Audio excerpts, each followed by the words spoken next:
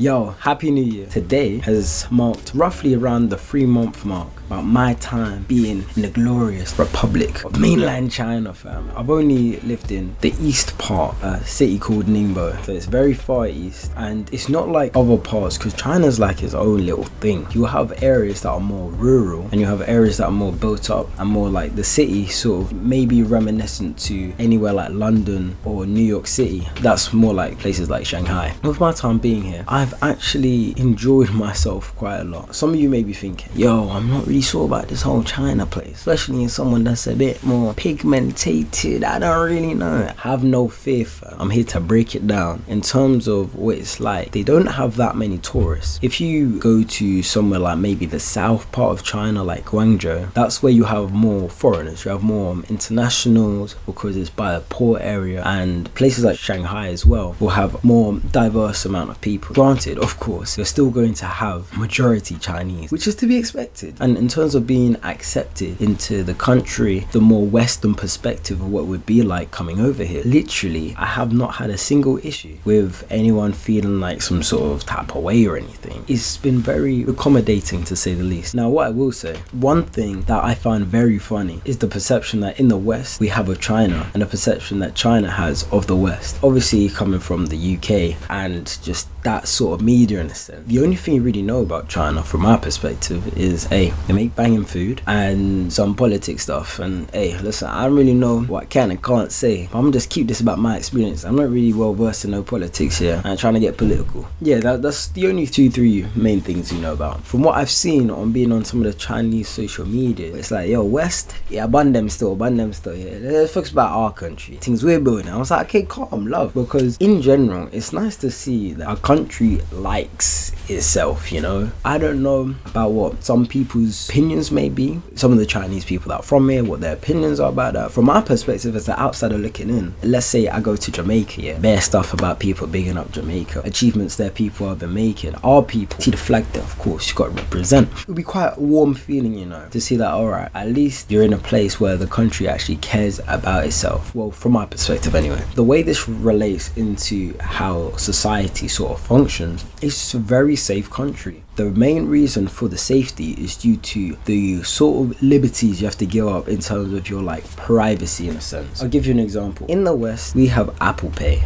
Yeah, you got Apple Pay, Google Pay, whatever you want to call it. You just get your phone now, and on an iPhone you hear that ding, just hear that noise, you know what I'm saying? Payment goes through. In China, you have this app called WeChat. If you have any Chinese friends or any friends like that, you may be a bit familiar with it. But bro, this app is insane, fam. You can order KFC on the app. You can post pictures on the app. You can talk. You can send your location. You can order a taxi off that app. You can use it as a map. But the main thing that it's used for, aside from communication, is payment. Now, there's 2 types of payments. You can either go on your phone and get up your payment QR code, then the people scan it. You know, with the scanners, let's say getting groceries or something, they'll scan it, and once that's done, boom, you've paid. Oh, well, after you've typed your password in. And there's another way, which is you scan the QR code and then you'll have to type in whatever the amount was, or if it's a menu, you may just select the item, boom boom bash, type in your password and you're done. With this app, in order to like get verified and everything, you have to send your passport in. You got to make sure that everything's like lining up. I know you're thinking right now, you're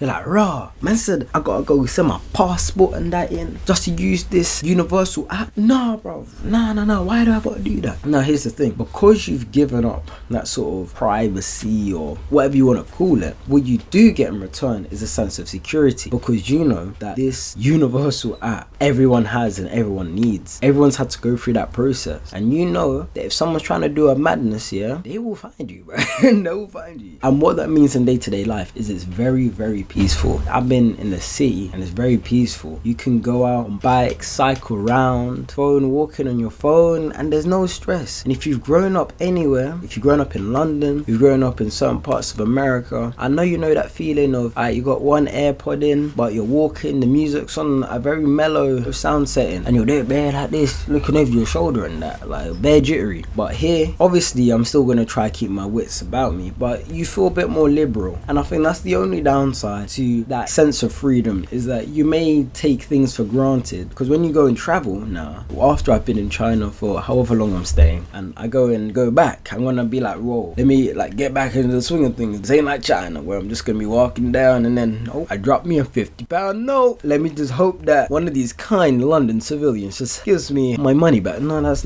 not gonna happen, bruv. They're gonna see the £50. They're like, yo, I can use this £50, bro. I can put this into my account. Then I'm gonna bang refund method, bro. I'm not paying for no Uber Eats. Even though I got this £50 note, bun whoever this is. That guy's a sucker still. That's what they'll say, fam. That's what they're saying. Just gotta take it. You just gotta take it. In terms of pricing now, let me get into price because I mentioned about cycling on bikes and stuff. So deep it, you can either rent e-moped, fam, that can go about 20 something kilometers per hour, or you can get one of them pedal bikes. Now, I grew up in London. Not grew up, I am London.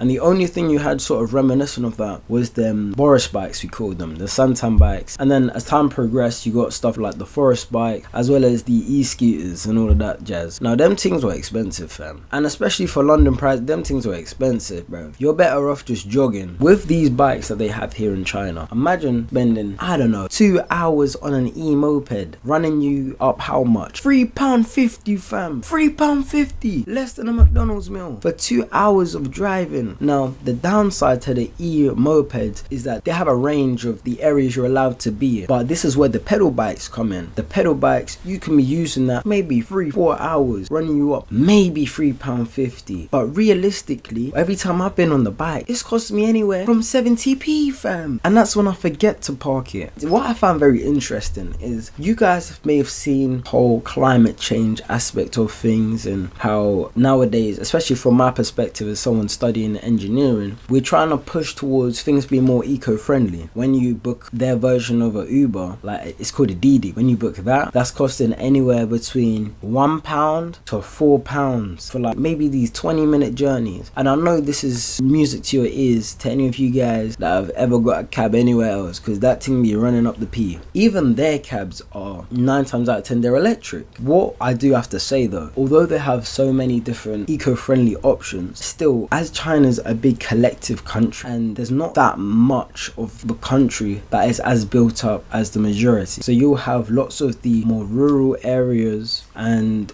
obviously those people will have diesel and petrol and all of that stuff, so they won't have the financial resources and everything to be as built up. In this aspect, it is thriving. You always got to take stuff into consideration. You always got to, you know what I'm saying, I don't want to paint things with a broad brush. I want to be very specific with what I say. And let's get into the nitty gritty. Chinese food is nothing like Western Chinese food, because I was speaking to one guy and he was telling me the Chinese food that we have over in the West is mainly Hong Kong inspired, and even at that, the people that started these Chinese restaurants and stuff, a lot of the people came from Hong Kong during the like 1950s, 1960s time, and they're making the cuisine based on their memories of China. And obviously as time progresses, the recipes are going to get tweaked slightly and it's going to be accustomed to more of the Western palates, where we love to have more sweet stuff, lots of salty stuff. Pause. And when you juxtapose that to China, it's like, yo, this is completely different, bro. This is completely different. And the main issue with that is because it's so different, you have to sort of venture out of your comfort zone. I know it's gonna sound mad, but you have to watch out for what you're trying to eat here. Obviously, when you go to another country, in a country with a culture so vastly different, there's going to be certain foods that people eat.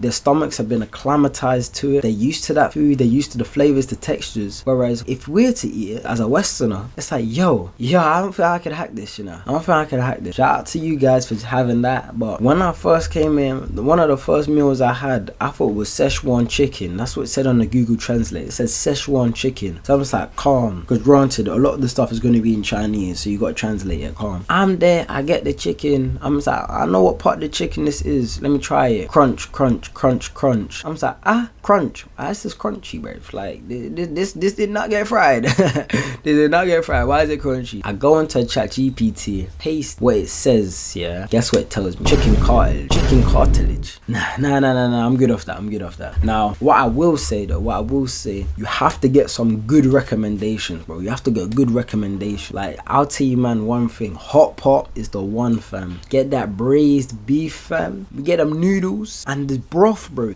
And the seafood, fam. Obviously, I will advise, when it comes to street food, just gotta be, just gotta be cautious, just about, you know what I'm saying, like, you're not a local. You don't have the local stomach, so don't be moving bare liberal with what you're getting, you know what I'm saying? Actually use some discernment, but go to a nice little spot, get some munch, and you'll be eating like a king, fam, for the price of a cheeky Nando's, bro. You'll be eating like a king. Imagine that. You and the boys, you get down, you sit down, you have some munch, yeah, and it's only costing like what, £20 or something for like all together. It's cold. The overall atmosphere has been quite pleasant. The main issue with what I found when I was in the UK for a lot of the time is that we are quite open people, but there are some days where everyone just looks like the world's ending. I fall victim to this myself. But you know them ones where people are walking and looks like the world's against them? It's like, yo, big man, it's never that deep, fam. It's never that deep. You don't have to look like you're there ready to catch a first agreed M charge. You don't have to look like that, bro. Life's good. So obviously when you're here, it's like everyone's minding their own business. But